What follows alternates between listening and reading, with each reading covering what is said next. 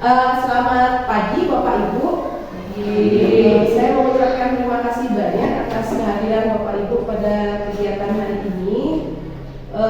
Yang mengatakan yang bukannya mengajari pada hari ini, tapi saya cuma menyampaikan tentang materi yang sudah yang terima di kegiatan CBP yang saya ikuti. Salah satu kegiatannya adalah mengenai budaya positif seperti itu. Sebelum yang mulai, mungkin Ibu Kepala dipersilakan untuk memberikan sambutannya untuk kegiatan hari ini, karena kebetulan hari ini adalah hari pertama kita mengadakan kegiatan pada kombel kita seperti itu. Terima kasih. Silakan.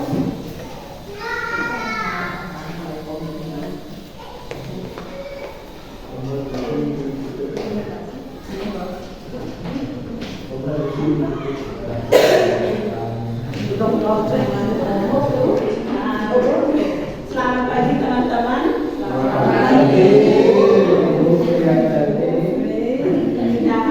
Ini kita akan mengadakan acara kegiatan komal dengan sekolah di SM 4 Naga, biar kita bisa melaksanakan biar di lapor pendidikan ya, biar tidak merah. Ya, kita memperbaiki di sana biar bisa menghilangkan yang merah dan warna hijau ya. Ya, praktek lainnya biar bisa diperluas. Kita di sini sama-sama belajar dengan Ibu Loh Ayu Suci Umayani SPD CGP angkatan 11 yang akan mengasih materi kita. Kita buka hari ini pada tanggal 13 Agustus 2024, dibuka dengan resmi. Ya. Oke, cukup sekian dan terima kasih dari kami, dari perwakilan dari SD 2 Terima kasih banyak Bu. Baik, sebelum kita lanjut kegiatan kita, langkah baiknya kita berdoa terlebih dahulu sesuai dengan keyakinan kita. Untuk itu berdoa dipersilakan.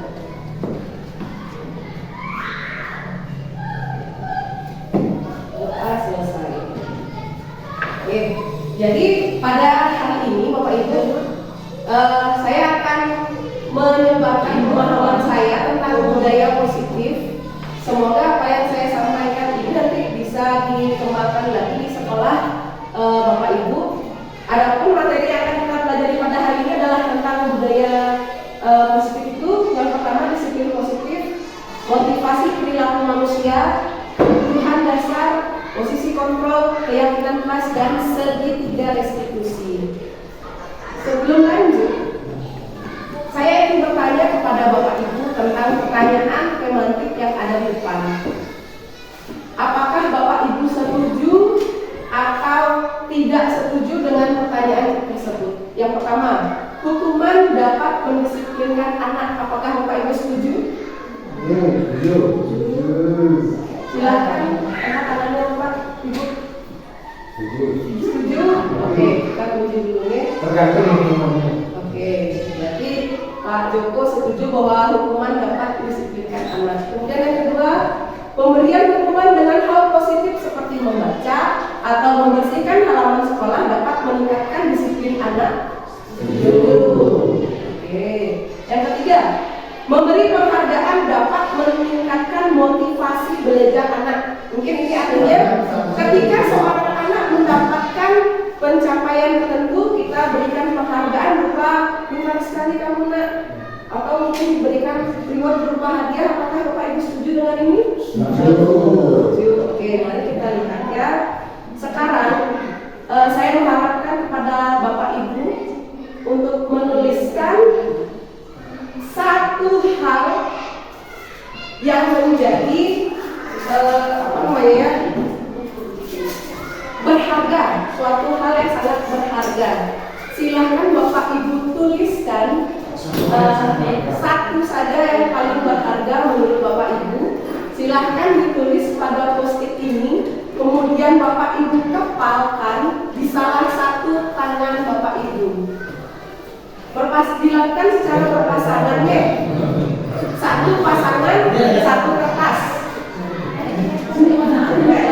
Satu pasangan, satu kertas. Ya, satu pasangan, satu kertas. Mungkin Bapak Ibu bisa ke belakang. Ya, jadikan satu pasangan. Silakan Bapak Ibu tulis yang membawa kertas nih. Yang kertas yang isinya adalah salah satu benda yang berharga. Benda boleh.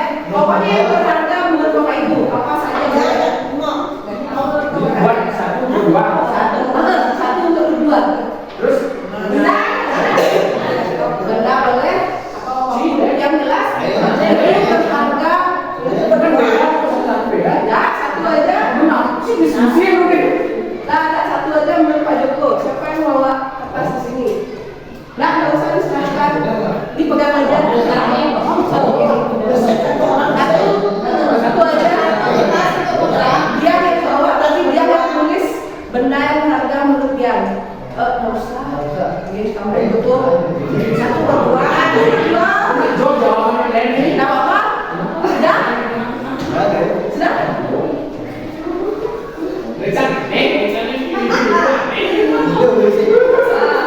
Sudah?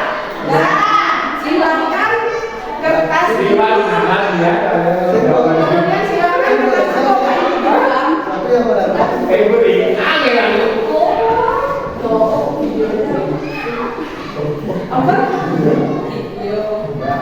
Silakan digenggam. Sudah? Kemudian teman pasangannya silakan bujuk, rayu sedemikian rupa sampai akhirnya teman yang membawa kertas ini memberikan benda yang berharga itu. Aku yang bersabok, ibu bersalok.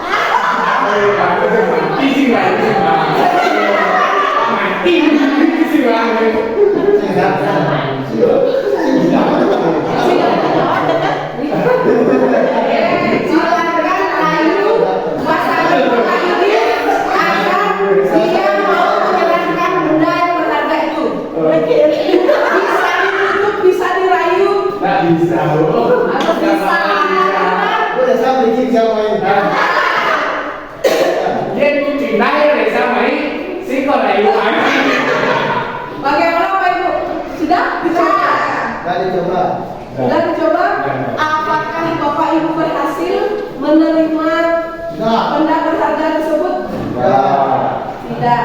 Nah, mau ya? Ini erat kaitannya dengan budaya positif yang akan kita pelajari tentang keyakinan.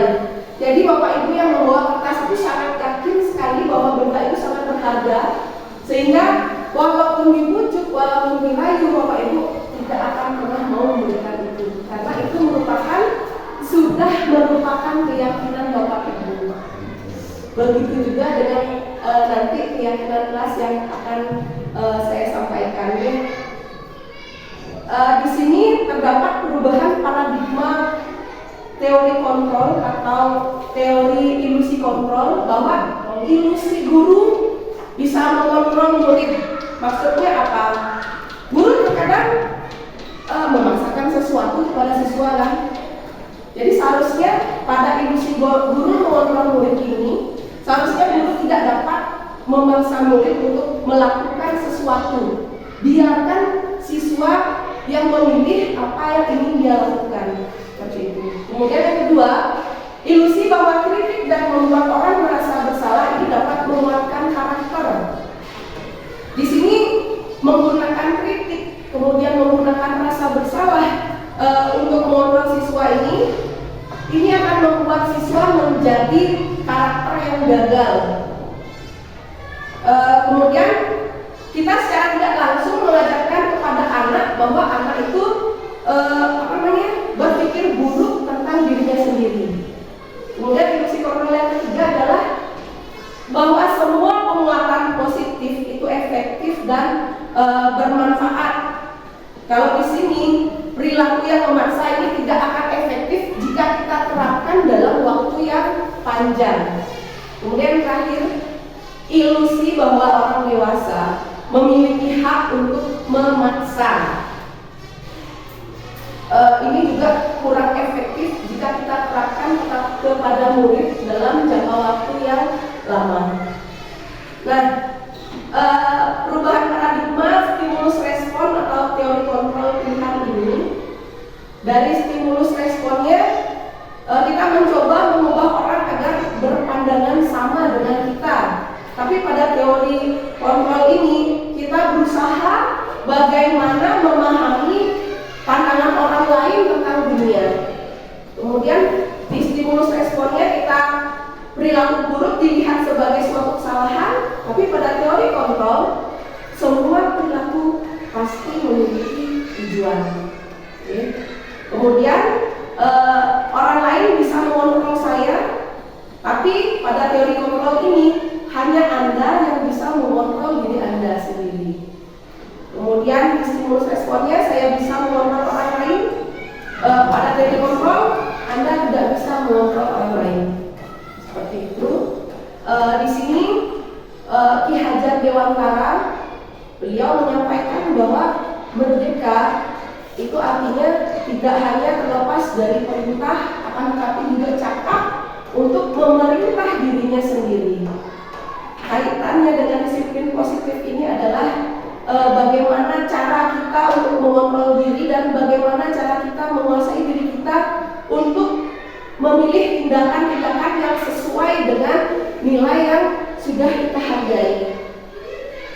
Kemudian dengan begini seseorang akan memiliki tanggung jawab atau bisa mengontrol dirinya terhadap apa yang mereka lakukan berdasarkan dengan nilai-nilai kebajikan universal.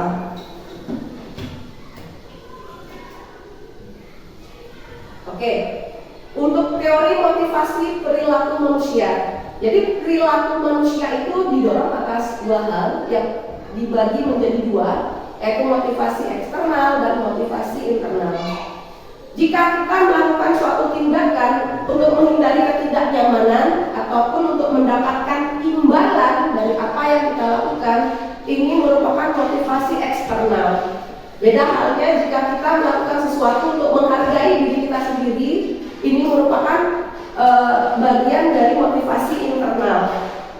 Dan disinilah tujuan dari disiplin positif. Jadi seorang anak itu akan mampu memunculkan dirinya, mereka mampu menghargai dirinya. Biasanya untuk menghindari ketidaknyamanan atau menghindari mendapatkan hukuman, mereka akan berpikir apa yang akan terjadi bila saya tidak melakukannya. Begitu juga dengan mendapatkan imbalan atau penghargaan dari orang lain. Apa sih yang akan saya dapatkan bila saya melakukannya? Jika timbul motivasi seperti ini, berarti ini merupakan bagian dari motivasi eksternal. Nah, ini adalah pengalaman baru saya belajar di modul tentang budaya positif, adalah dihukum oleh penghargaan. Tadi Bapak Ibu sudah menyebutkan bahwa hukuman itu bisa mendisiplinkan anak, tetapi berbeda dengan di sini. Ternyata ketika kita memberikan penghargaan kepada anak, sebenarnya itu kurang tepat untuk kita lakukan. Karena apa?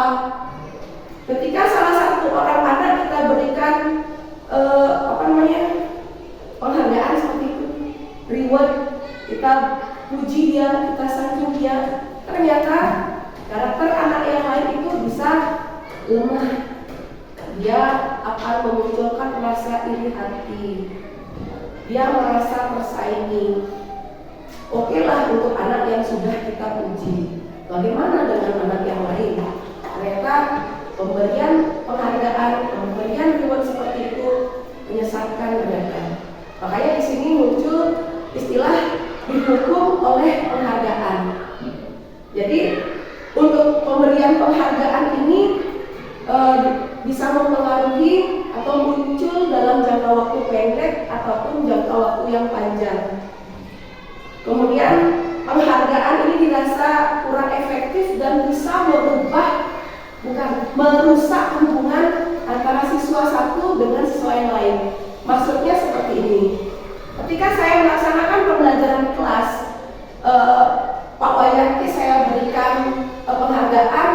Oh Wayan, kamu pintar sekali Wayan. Bagaimana perasaan anak-anak yang lain ketika salah satu temannya itu diberikan ujian? Coba Bapak Ibu bayangkan. Apakah dengan ujian seperti ini anak-anak yang lain itu mampu termotivasi belajar? Ya, disinilah maksud bahwa dihukum oleh penghargaan. Jadi di sini kita kurangi untuk menggunakan untuk memuji salah satu anak. Tujuannya apa?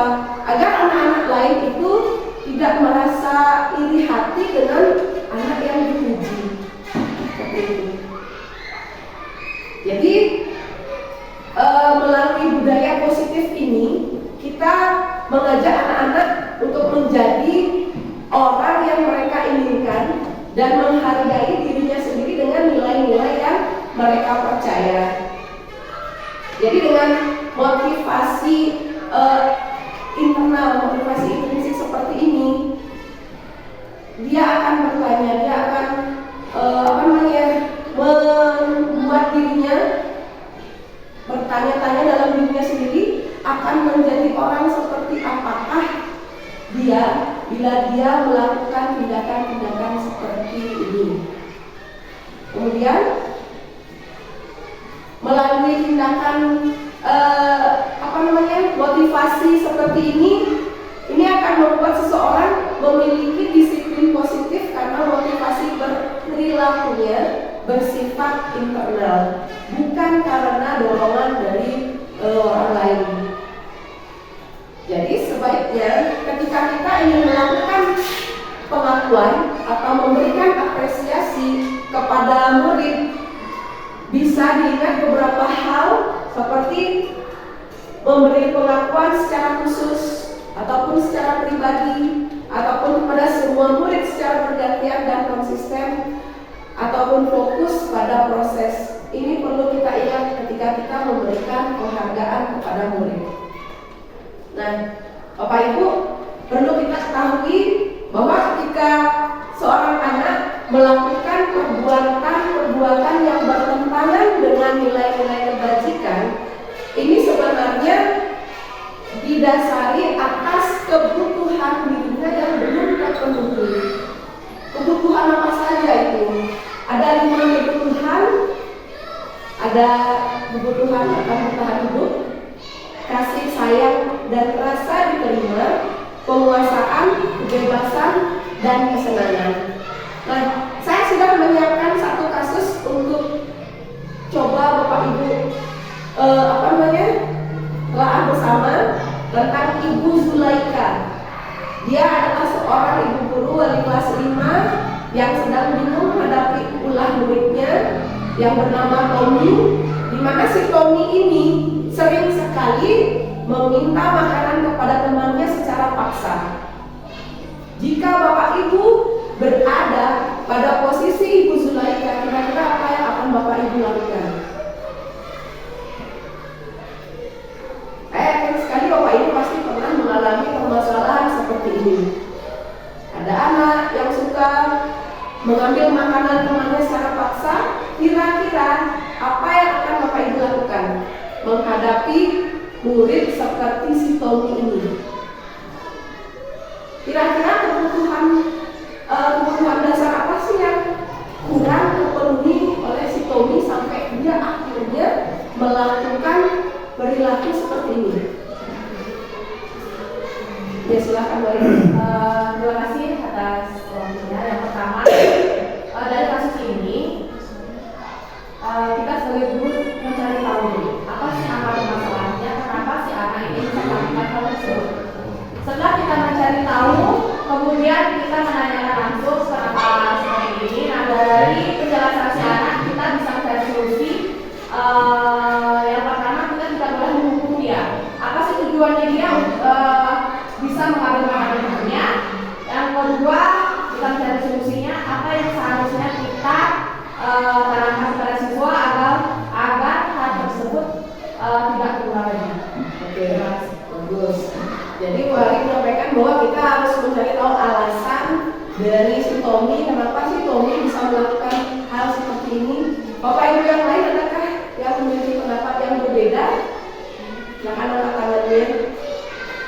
Kira-kira kenapa? Bagaimana caranya kita menyikapi permasalahan si Tommy ini?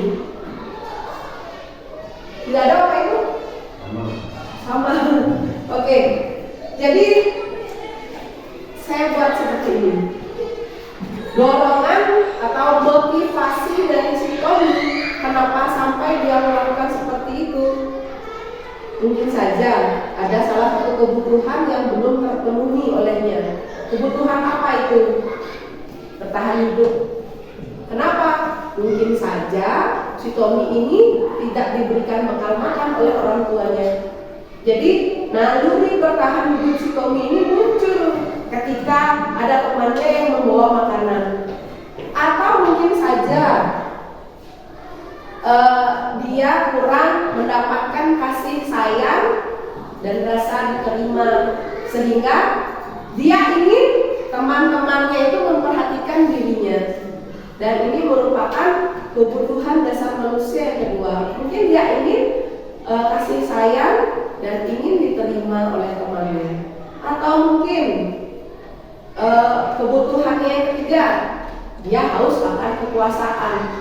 Ini tampak ketika dia mengambil makanan temannya menjadi takut dengan dia, sehingga dia akan menuruti keinginan dari si Tommy. Ini merupakan kebutuhan hidup manusia yang ketiga, yaitu kekuasaan. Kemudian mungkin saja si Tommy ini ingin merasa bebas. Jadi ketika dia merasa bosan, mulailah dia usil mengganggu temannya.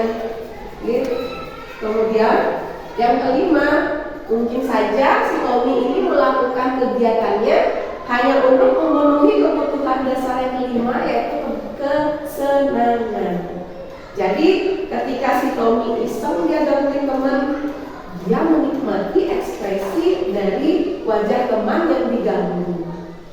Nah, ketika kita menghadapi permasalahan seperti ini, kita perlu tahu tentang posisi kontrol guru.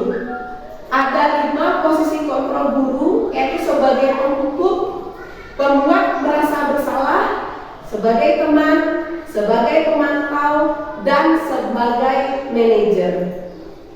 Untuk yang pertama, posisi kontrol guru sebagai penghukum.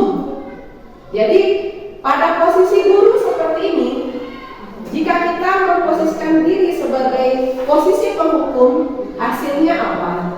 Kemungkinan murid akan marah, kemungkinan dia akan menjadi pendendam dan bersikap agresif. Nah, ini berlaku cuma sementara aja.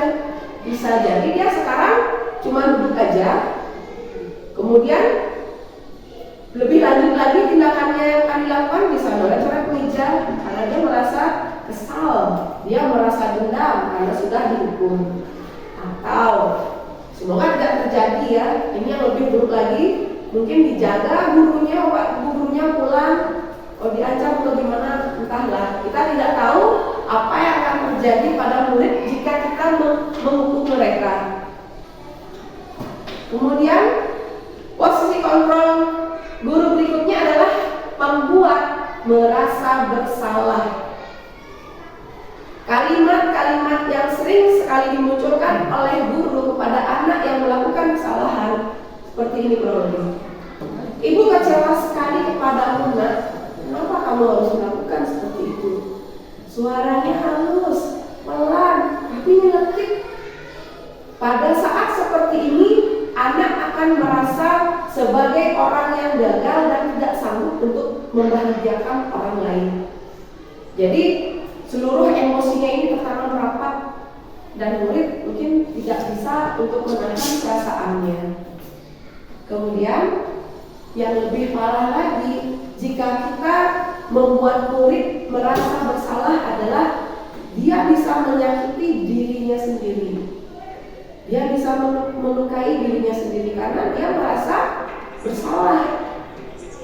Kemudian posisi kontrol yang ketiga sebagai teman. Mungkin ini sudah sering kita lakukan ketika kita mengalami masalah terhadap murid. Nak engken, nak engken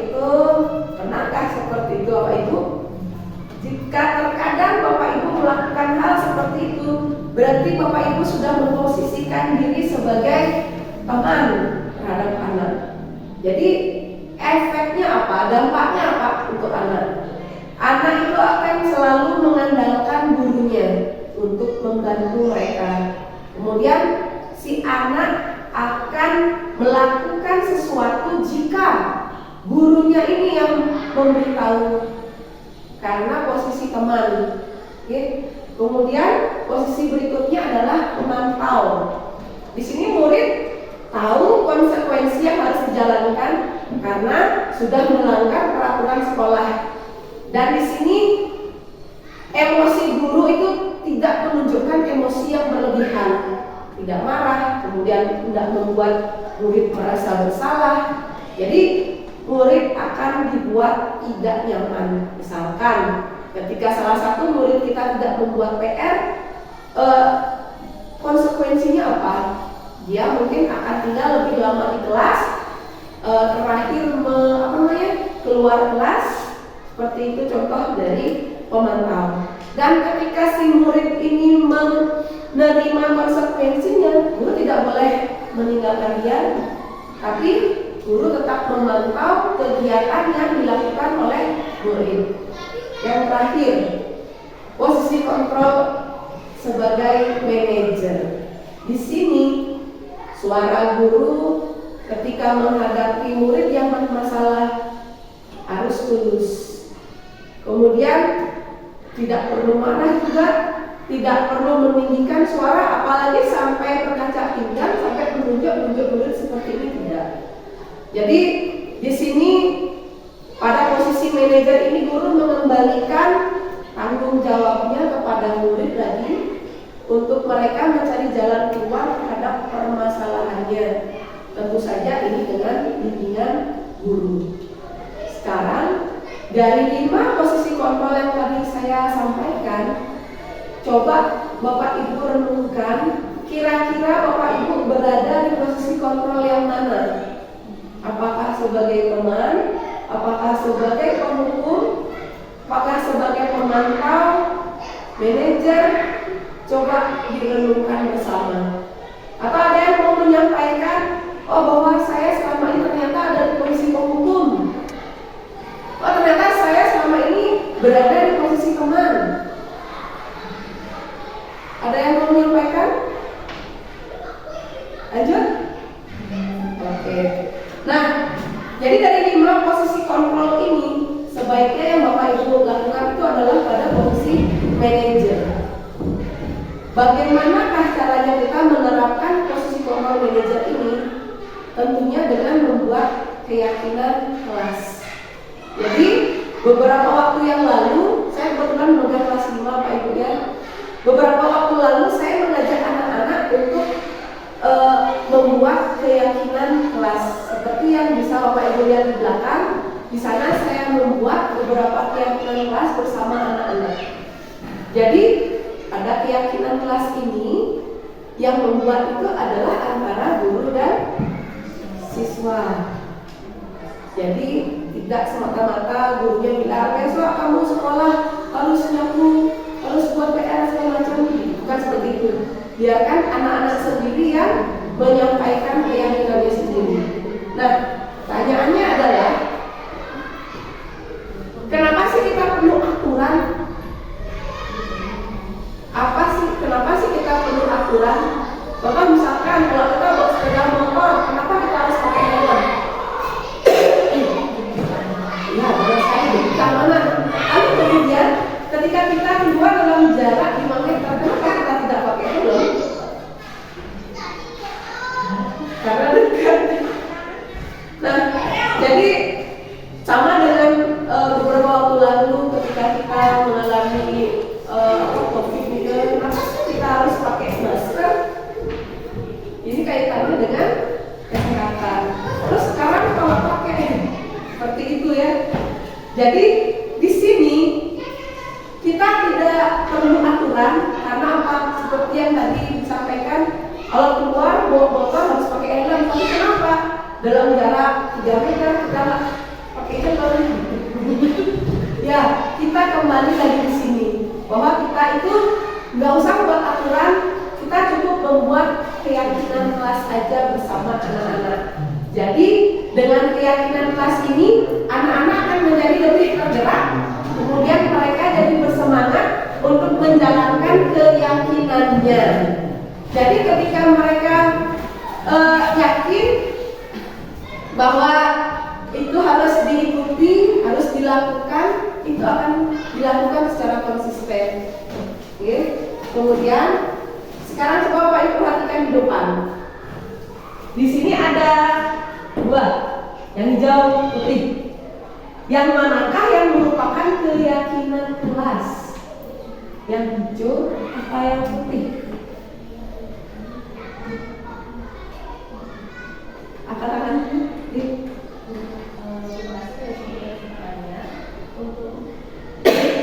Menurut saya sih yang penting ya, karena itu kan penguasaan kesempatan kelasnya dari anak antara guru dan siswa. Jadi aturan maksudnya pas menulis kesepakatan itu pasti ada guru dan murid. Betul sekali. Bagus sekali. Jadi yang merupakan keyakinan kelas itu adalah bagian yang ini. Karena seperti yang tadi saya sampaikan bahwa keyakinan kelas itu dibuat antara guru dan siswanya. Jadi tidak sepertinya di kalimatnya datang tepat waktu mengucapkan salam, sudah bersiap. Ini seolah-olah satu arah dan ditujukan kepada siswa aja. Di sini saya menuliskan peraturan. Selalu kembalikan buku ke peraturan. Kira-kira keyakinan kelas apa yang diharapkan dari peraturan ini? Ketika kita meminta anak untuk mengembalikan buku ke tempatnya, keyakinan kelas apa yang seharusnya kita munculkan di sini? Mengembalikan buku ke tempatnya. Keyakinan kelas apa? Ada bayangan kira-kira kita ingin anak menjadi apa sih supaya mereka mau meletakkan buku pada tempatnya? Disiplinan, oke. Atau tanggung jawab bisa nih, ya. Jadi anak-anak bertanggung jawab ketika dia mengambil buku. Jika sudah selesai menggunakan, dia akan mengembalikan lagi ke tempatnya. Dan kebetulan ketika saya menerapkan keyakinan kelas ini, anak-anak di kelas 5 sudah mau mengikuti karena memang itu yang mereka yakini. Di belakang saya sudah menaruh beberapa buku yang dijadikan sebagai bacaan untuk anak-anak. Ketika jam istirahat mereka ke kantin, karena mereka baca di sini, kemudian ditaruh lagi di tempatnya. Karena memang itu adalah keyakinan kelas yang sudah mereka buat baru-baru ini. Seperti itu. Jadi ketika kita menerapkan keyakinan kelas ini akan lebih nempel, lebih melekat pada diri anak, karena mereka sendiri yang membuat kesepakatannya itu. Kemudian hadir di sekolah 15 menit sebelum pembelajaran dimulai. Kira-kira keyakinan kelas yang bagaimana yang kita harapkan dari ini? Kedisiplinan juga, oke. Boleh kita lihat sekarang ya. Jadi di sini yang buat keyakinan kelas dari peraturan yang ada. Hadir 15 menit di sekolah sebelum pembelajaran dimulai. Ini termasuk menghormati orang lain. Kenapa menghormati orang lain? Karena kebiasaan anak-anak di sini ketika sampai di sekolah mereka harus menyapu sekolah dulu, melakukan piket kelasnya. Karena jika seandainya anak terlambat datang ke sekolah, berarti dia tidak menghormati temannya yang sudah lebih dulu sampai di sekolah. Seperti itu. Kemudian jangan berlari di kelas atau koridor. Ya, kelas yang kita harapkan di sini adalah tentang keselamatan dan keamanan.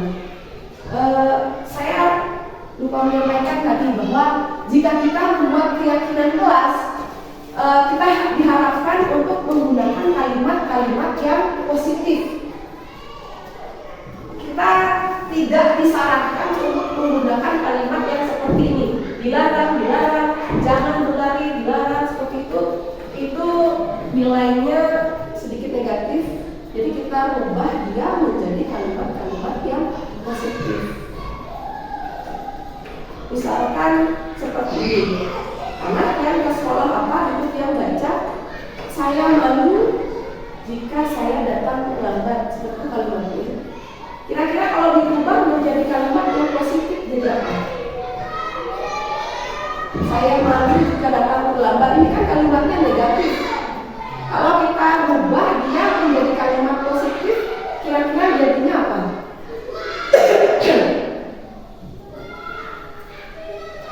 Saya malu datang terlambat ke sekolah.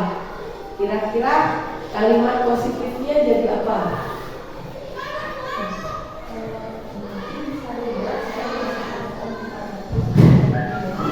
Saya berusaha datang tepat waktu sebelum memulai yang silakan. Saya sebaiknya datang tepat waktu. Saya sebaiknya datang tepat waktu. Oke. Tadi Bapak Ibu sudah menyimak pendapat dari teman Pak Ibu. Kalau kalimatnya seperti itu, bagaimana perasaan kita? Merasa legakah? Atau nyamankah? Dibandingkan dengan Bapak Ibu baca, saya malu datang terlambat. Kalau seperti itu, bagaimana kesannya? Bagaimana perasaan Bapak Ibu? Cara keluarga ya. Jadi dari sinilah, beranjak dari sini diharapkan bahwa ketika kita membuat keyakinan kelas, kita membuatnya dalam kalimat-kalimat yang positif. Untuk membentukkan keyakinan kelas ini diharapkan juga tidak terlalu banyak. Ya, sehingga kalau dibuat sikap pada dan jelas, ini akan membuat murid menjadi ingat, jadi mudah ingat. Kemudian keyakinan kelas ini sebaiknya bisa diterapkan di lingkungan sekolah, tidak cuma di kelas aja bisa diterapkan. Kemudian setelah kita membentuk keyakinan kelas, ada yang namanya segitiga restitusi ya Pak Ibu. Segitiga restitusi ini bisa kita lakukan ketika kita menghadapi murid yang memiliki masalah tertentu. Masalah tertentu yang saya maksud di sini adalah masalah yang tidak terlalu besar.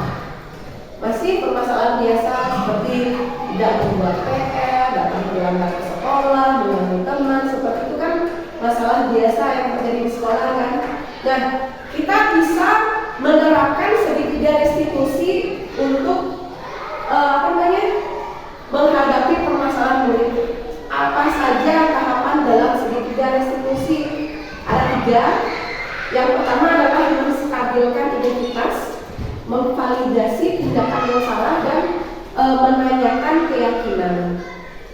Pada tahap menstabilkan identitas ini, kita mengarahkan emosi anak agar menjadi stabil. Karena seperti yang kita tahu, ketika seseorang merasa bersalah, mereka kayak ada perang dalam dirinya. Emosinya stabil, saya salah ini, bagaimana ini, apa yang akan dilakukan oleh guru kepada saya? Mereka pasti deg-degan. Saya yakin Bapak Ibu pasti pernah melakukan kesalahan dulu ketika bersekolah. Ketika dipanggil oleh guru, bagaimana perasaan Bapak Ibu? Pasti nggak karuan, deg-degan kan? Nah, disinilah kita perlu menstabilkan identitas murid. Jadi pada tahap menstabilkan identitas ini, kita usahakan berkata kepada murid bahwa berbuat salah itu tidak apa-apa. Tidak ada manusia yang sempurna. Nah, kita pasti bisa kok menyelesaikan permasalahan ini. Kita nggak cari siapa yang salah, mari kita cari solusinya. Jadi yang kita sampaikan pada menstabilkan identitas adalah seperti itu. Kita membuat diri anak itu nyaman dan aman berada di sekitar kita. Setelah emosi anak stabil, barulah kita memvalidasi tindakan mereka yang salah. Karena sesuai dengan yang saya sampaikan tadi, bahwa ketika seorang anak melakukan ada kebutuhan yang ingin mereka penuhi. Dan kita cari tahu saat ini pada waktu validasi tindakan salah yang ini. Kemudian apa yang perlu kita katakan ketika kita memvalidasi tindakan murid yang salah? Kita bisa bilang begini kok untuk menyamarkan diri anak. Kamu pasti punya alasan kenapa kok kamu melakukan hal seperti itu. Kemudian boleh kok seperti itu. Ibu juga pernah melakukan kesalahan seperti itu. Walaupun bapak ibu tidak melakukan kesalahan seperti itu nih, tapi untuk membuat diri anak merasa nyaman, merasa aman berada di sekitar kita. Jadi pada saat ini juga kita bisa sampaikan ke anak, mau nggak kamu belajar dengan menggunakan cara lain untuk mendapatkan apa yang kamu inginkan, nggak dengan menghukum seperti itu. Terakhir, yang ketiga yang bisa kita lakukan adalah menanyakan keyakinan. Pada tahap ini kita tanya kepada murid nilai-nilai keyakinan yang bagaimana yang sudah dia langgar. Karena sebelumnya kan kita sudah membuat keyakinan kelas. Disinilah keyakinan kelas itu kita gunakan. Kita tanyakan nilai-nilai keyakinan kelas mana yang sudah mereka langgar. Kemudian pada saat ini juga kita tanyakan bagaimana perasaannya dan apa nanti tindakan yang akan mereka ambil untuk memperbaiki kesalahan mereka tersebut. Seperti itu. Dan kita tiba pada kesimpulan yang terakhir. Jadi jika kita ingin menjadi seorang guru yang baik, kita sebaiknya memiliki kemampuan untuk menerapkan budaya positif ini. Jadi dengan budaya positif seperti disiplin positif, kemudian perilaku manusia, keyakinan kelas, kebutuhan dasar dan posisi kontrol, serta segitiga restitusi ini, saya berharap lingkungan sekolah kita menjadi positif dan menjadi sekolah yang nyaman dan aman untuk murid. Jadi nggak ada cerita lagi murid takut melapor kepada guru, wah sing bandiannya loh pak jak dulu. Jadi nggak ada cerita seperti itu nanti. Ada pertanyaan Pak Ibu? Udah selesai?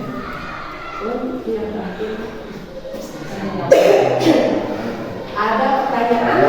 Jadi tahapan pertama nanti yang sebaiknya Bapak Ibu lakukan itu adalah membuat keyakinan kelas. Saya yakin pembuatan keyakinan kelas ini akan memberi dampak karena saya sudah mencobakan ini pada murid saya. Mereka membuat keyakinan kelasnya dan suatu hari mereka tidak membuat PR.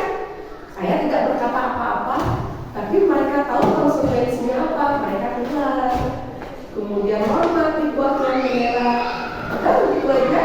Kemudian mereka kembali lagi ke sini dan bercerita bagaimana perasaan mereka. Apakah nanti mereka akan mengulangi kesalahannya? Tidak Bu, saya tidak mau. Saya akan berusaha untuk membuat PR. Seperti itu yang disampaikan oleh murid saya. Bapak Ibu bisa tanya kepada murid saya, ada 4 ya waktu itu murid di kelas 5 yang tidak buat PR, tapi mereka tahu apa yang harus mereka lakukan. Seperti itu. Dari keyakinan kelas ini. Baru 1 kelas aja. Coba dibayangkan ketika semua kelas bisa menerapkan ini, budaya positif di sekolah diharapkan bisa buat lingkungan kita menjadi lingkungan sekolah yang nyaman untuk anak. Bisa. Apa perbedaannya keyakinan kelas sama kesepakatan kelas? Terima kasih. Oke. Bedanya keyakinan dengan kesepakatan kelas. Kalau keyakinan kelas ini lebih ke dalam nilai-nilai kebajikan yang ingin ditanamkan di dalam diri murid. Kalau di kesepakatan kelas ini biasanya seperti yang ada di belakang kita, mengerjakan tugas secara mandiri, kayak tinggal untuk membuat PR, belajar di kelas dengan sungguh-sungguh dan lain sebagainya. Nilainya apa? Ada. Beda dengan keyakinan kelas. Kalau keyakinan kelas ini ada nilainya seperti tanggung jawab, kerjasama, kesehatan, keselamatan, oke ini. Kalau keyakinan kelas itu kita lebih mengarah pada nilai-nilai kebajikan dalam diri anak. Jadi keyakinan kelas tanggung jawab, apa yang kita harapkan dari anak? Kita ingin mereka itu datang tepat waktu ke sekolah, seperti itu, seperti yang dari di depan, mengembalikan buku pada tempatnya. Kita lebih mengarah kepada nilainya, nilai kebajikan yang ingin kita tanamkan kepada anak-anak. Seperti itu. Berarti kalau kesepakatan kelas anak-anaknya itu ekstrim nih. Ya, kalau ini lebih ke dalam diri ya, untuk menggali nilai-nilai yang ada dalam diri ini. Jadi kalau di kesepakatan kelas itu dia lebih ke konsekuensinya dari itu. Nah, seperti yang tadi saya sebutkan tadi, kalau misalkan membuat PR karena anak-anak sudah terlanjur buatnya seperti itu, kalau mereka melanggar gimana gitu. Sudahlah pakai pemanasan, saya kasih dan sesuai dengan harapan mereka, normal tuh di bawah tiang merah, ya sudahlah sementara tiap pakai itu dulu. Jadi lambat laun nanti keyakinan kelas yang kita buat itu sebaiknya berupa nilai-nilai kebajikan seperti ini. Kita bisa pilih kerjasama, kolaborasi, tanggung jawab, kolaborasi, disiplin seperti itu. Oke. Ada lagi Pak Ibu yang ingin didiskusikan pada hari ini? Ya, silakan. Terima kasih atas waktunya. Saya sedikit ingin berdiskusi yang bukan tentang sudah namanya riset dari teori. Tapi saya masih ada sedikit yang kurang setuju terkait tentang kalau diberikan pemahaman kepada saya terkait tentang pemberian reward akan menyakiti hati anak lain. Itu sebenarnya saya setuju sekali itu akan menyakiti hati anak lain. Di satu sisi saya setuju itu menyakiti hati anak lain, tapi di sisi lain saya kurang setuju. Alasan saya seperti ini: anak akan merasa berharga, bahkan cenderung merasa bangga yang berlebihan semuanya, sehingga dia tidak pernah belajar untuk menerima kenyataan. Bagaimana caranya bangkit ketika mendapati kurang perhatian di lingkungan luar sekolah.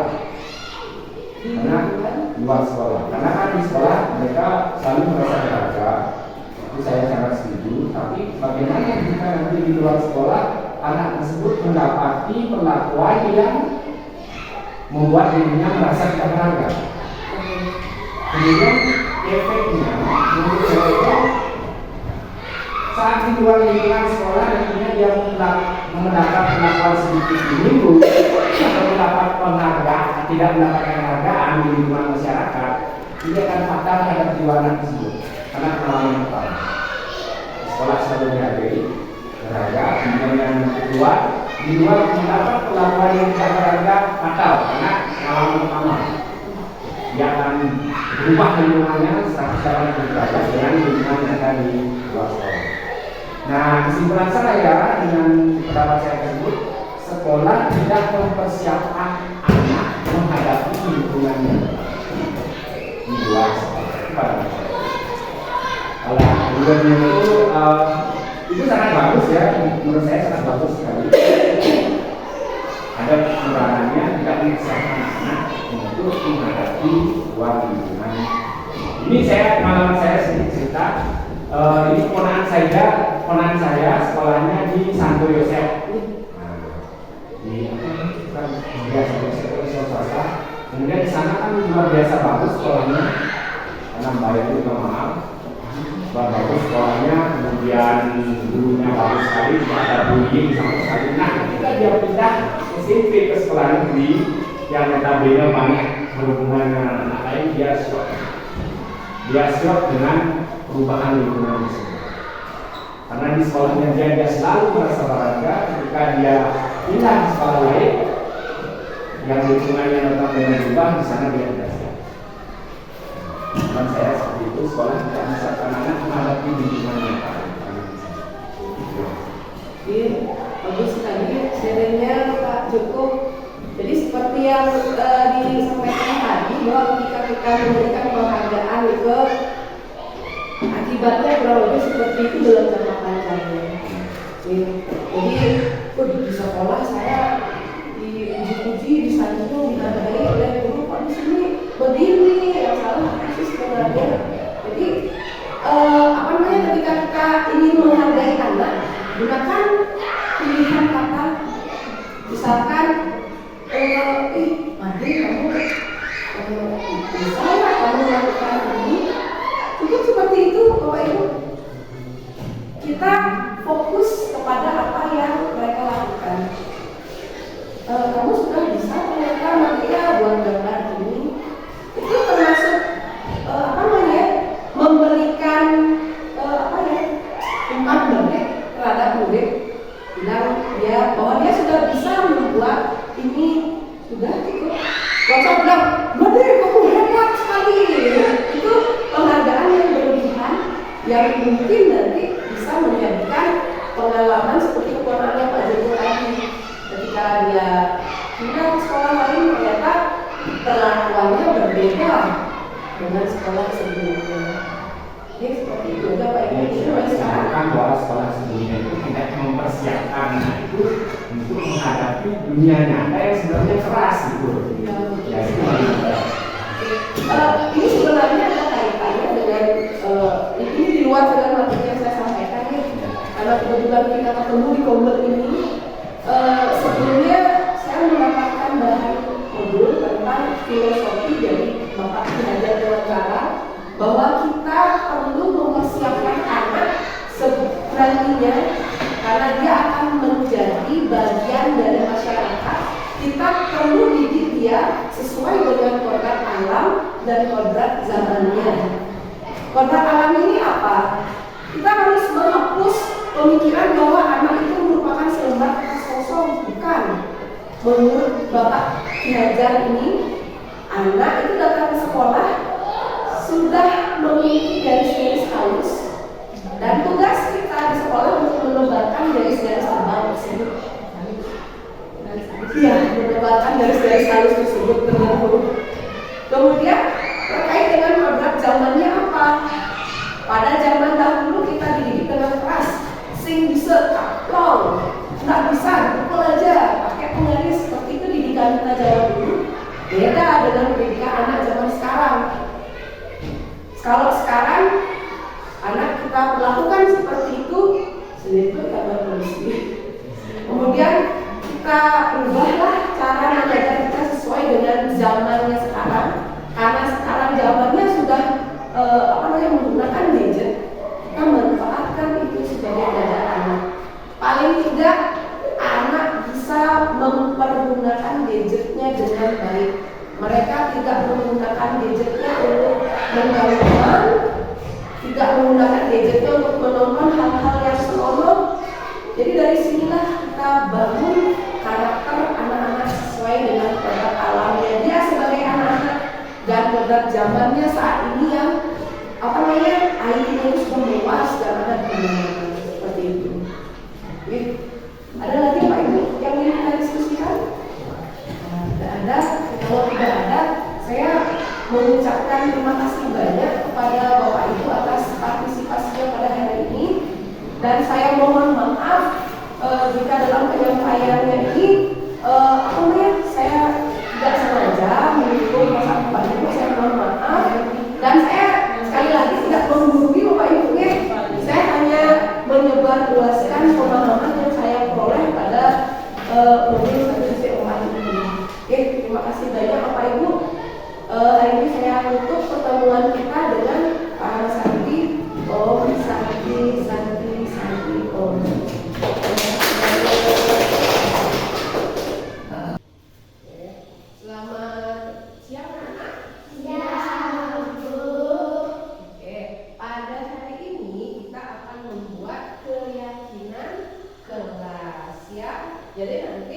Ibu akan bagikan kalian ini namanya post-it ya, kertas yang nanti bisa kalian tempel di sini. Nanti silahkan kalian tulis tentang apa yang kalian inginkan di kelas ini. Kita akan menginginkan kelas yang bagaimana di sekolah kalian ingin seperti apa di sekolah. Silahkan kalian tulis di sini. Misalkan kita ingin belajar dengan tenang, silahkan kalian tulis di sini ya. Dah. Jadi sekarang coba dulu kalian tuliskan satu keyakinan kalian. Kalian yang bagaimana? Silahkan tulis ya.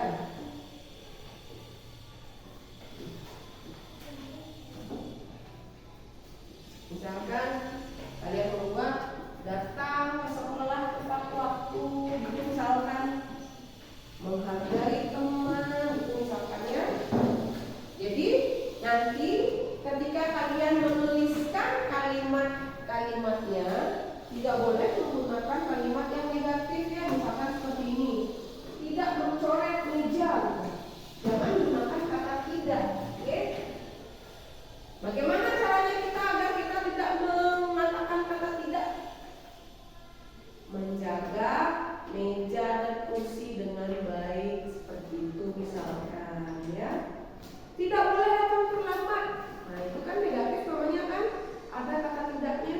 Nah bagaimana cara kita agar kita menuliskannya dalam kalimat yang baik? Datang ke sekolah tepat waktu seperti itu. Kemudian tidak boleh mengejek teman, misalkan kalian inginkan. Bagaimana caranya kita menuangkan ke dalam kalimat yang positif? Menghargai teman. Seperti itu nanti kalimatnya ya. Bagaimana caranya kita menghargai teman? Itu kalian sudah tahu kan? Apa aja? Iya, betul. Kemudian apalagi yang akan kita sepakati dalam keyakinan kelas ini? Silakan kalian tulis ya dengan contoh-contoh yang barusan Ibu berikan pada kalian. Sudah tulis satu aja dulu. Setelah itu silakan kalian tempel di depan keinginan kalian. Kalian ini ingin kelas yang bagaimana sih? Atau kalian ingin sekolah yang bagaimana gitu? Nanti silakan kalian tempelkan di depan ya.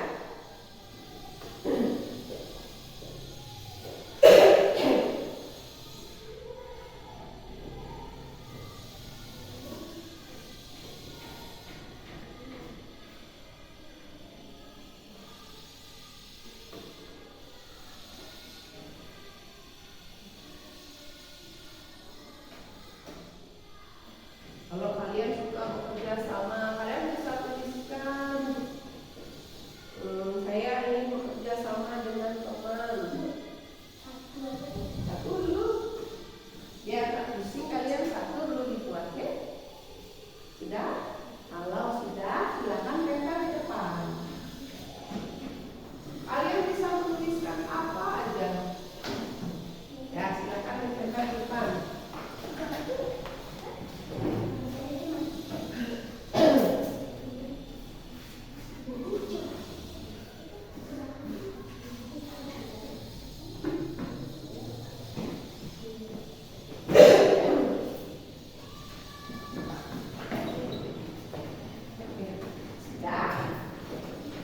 Baru berapa kalian menyebutkan? Baru satu. Kalian ingin yang bagaimana lagi? Waktu ini kita sudah membuat kesepakatan kelas kan? Sekarang kita tuangkan di sini ya.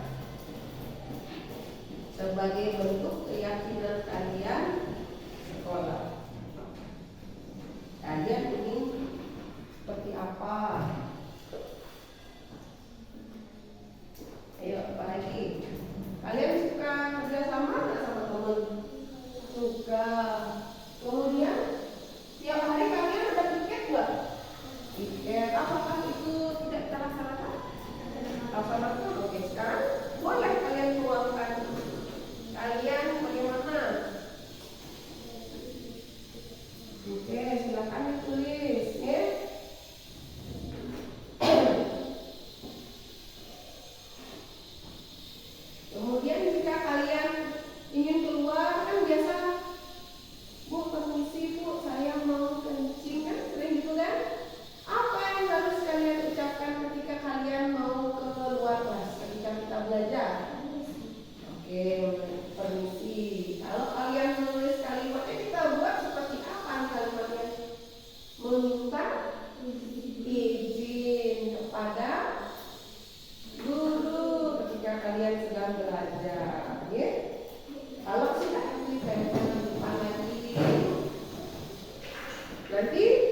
kita akan pilih keyakinan yang sudah kalian buat.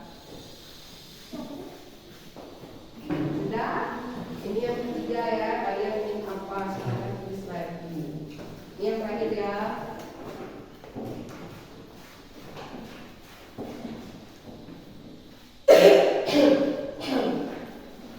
Oke, sudah.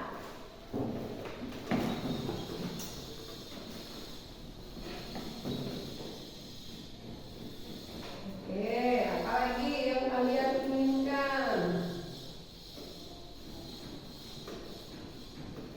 Kalau misalkan gini, tadi melihat ada Sita menuliskan hampir bawa ke dalam kelas. Apakah kita perlu makan di kelas? Tidak. Tidak. Jadi kita buat kalimatnya bagaimana?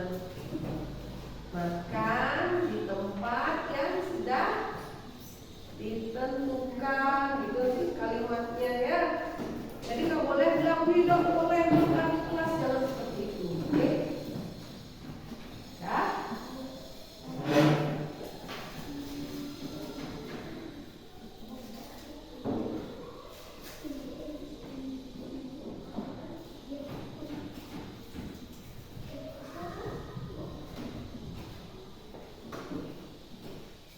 Ini bukan ujian ya.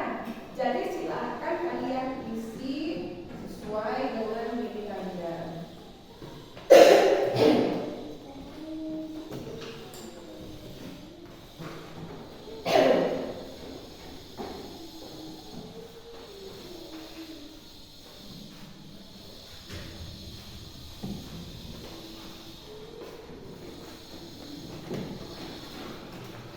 Kemudian, bolehkah kita berbohong? Ya. Jadi sebaiknya kita menulis seperti apa? Ada yang mau menuliskan di depan? Boleh. Bolehkah kita berbohong? Enggak. Kalau enggak, gimana cara kita buat? Atau ngomong aja boleh? Oh. Bohong. Kita tidak berkata bohong. Kita punya sinonim untuk itu. Jujur, betul ya. Berkata. Nih, Bu Batu tulis ya. Berkata jujur. Oke. Sudah? Wih, pintar. Oke, duduk ya. Maaf, belum baca. Oh, ya. Terima kasih. Kalian sudah menuliskan di depan. Sekarang kita baca bareng-bareng yuk. Yang mana yang akan kita sepakati, yang mana yang tidak. Oke. Mulai dari sini. Menghargai teman. Oke, kita biarkan. Kemudian meminta izin ke kamar mandi. Oke. Saya ingin kelas dan halaman sekolah bersih. Oke. Ini sudah kita sepakati ya. Oke, sekarang harus menolong teman yang kesulitan. Nice. Kalian setuju dengan keyakinan ini? Setuju.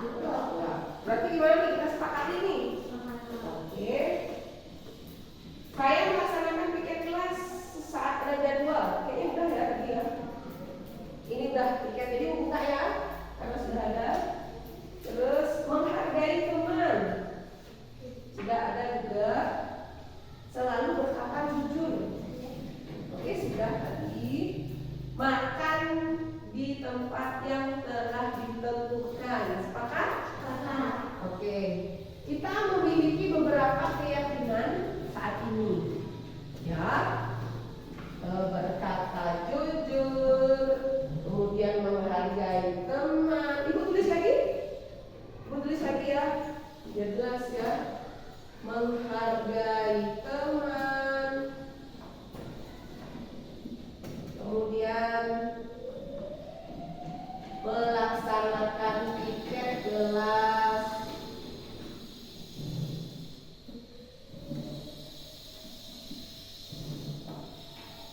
Kemudian datang tepat waktu. Ibu perbaiki kalimatnya menjadi apa kira-kira? Disiplin ya. Jadi kalau kita ngomong masalah disiplin, apa aja disiplin itu? Ke sekolah tepat waktu, melaksanakan piket, itu maksudnya disiplinnya, mengerjakan tugasnya, kemudian apa lagi nih? Jujur sudah. Oke. Makan di tempat yang disediakan. Nah, kemudian di sini ada membuli teman. Ibu masukkan ke sini ya. Menghargai teman. Ketika kita menghargai teman, berarti kita tidak apa? Ngajak mereka mentok ya. Cinta maksudnya itu, tak boleh gitu ya. Jadi membuli teman itu ibu masukkan ke menghargai teman-temannya. Apalagi ya? Ada lagi kayak yang belum